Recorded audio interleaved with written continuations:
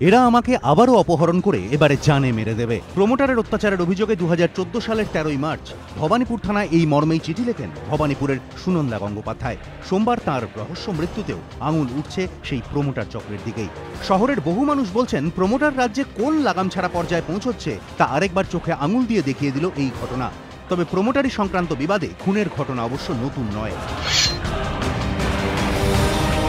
হিন্দ সিনেমার সামনে রাস্তার ওপর এক যুবককে কুপিয়ে খুন করা হয়। তদন্তের পর পুলিশ জানায়, প্রমোটিং সংক্রান্ত বিবাদের জেরেই এই খুন। রাজপুরের এনএস রোডের 4তলা এই পরিত্যক্ত বাড়িতে খুন হন কেয়ারটেকার ইব্রাহিম মণ্ডল। মৃতের পরিবারের দাবি, প্রমোটারদের একটি চক্র বাড়িটি হাতানোর চেষ্টা করছিল, কিন্তু সেই পথে বাধা হয়ে দাঁড়ান ইব্রাহিম। সেই কারণেই তাকে খুন করা হয়। ইটিন্ডা রোডে খুন হন জয়শ্রী বন্দ্যোপাধ্যায় নামে এক প্রৌঢ়া। প্রায় 1 বিঘা জমির ওপর এই বাড়িতে একাই থাকতেন বছর 55 জয়শ্রী।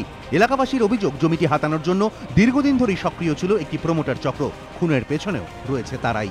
এদের মতো ভবানীপুরের সুনন্দা গঙ্গোপাধ্যায়ের মৃত্যুর নেপথ্যেও কি প্রমোটিং সংক্রান্ত বিবাদ? সেই উত্তরটাই খোঁজার চেষ্টা চালাচ্ছেন তদন্তকারীরা। এবিপি আনন্দ।